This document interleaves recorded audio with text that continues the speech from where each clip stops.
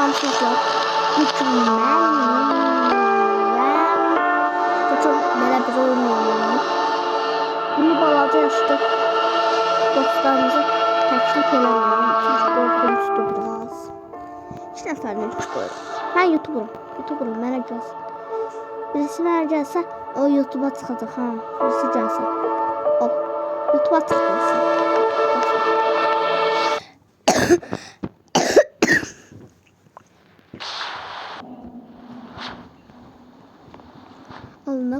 Ne yapıyorsun? Eve mi çekiyorsun? Anlamı kaçırdım. Adam sıkma boy. Adam sıkma.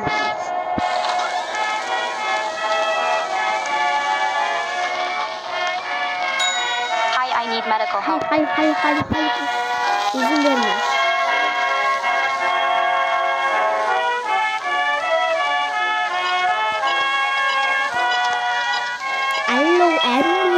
Burada yaşıyoruz. Anne bizi kurtar.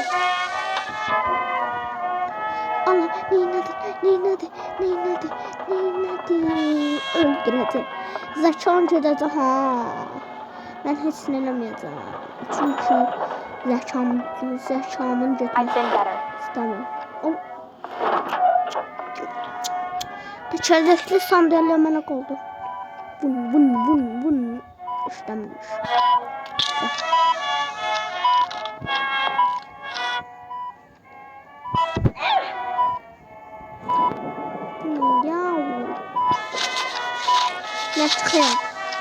Ben çıkıyorum.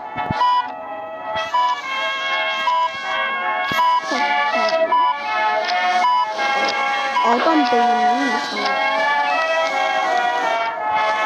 Bildiğimiz gibi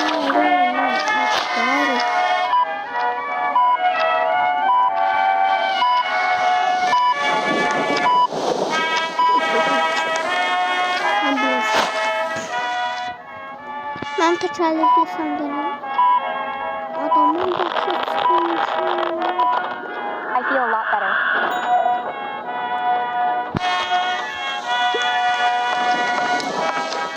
Adam. Abba ezme. Fanbase gets worried.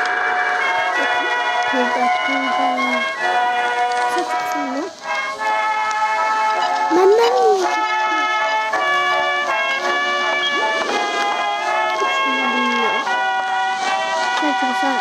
Sen de YouTube'sun. Ben de Abba ezme. O uçakta tekerleklisin.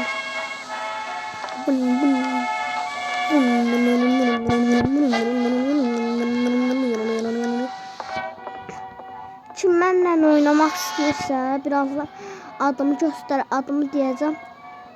Hala gözlemekte kalmadım.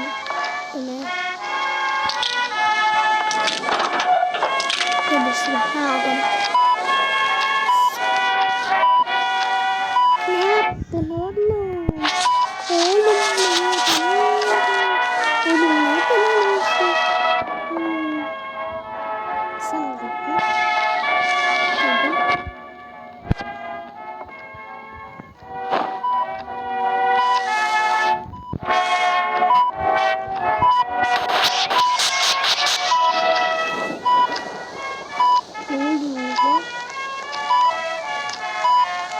Uşaqlar, videomuz burada kadarıydı.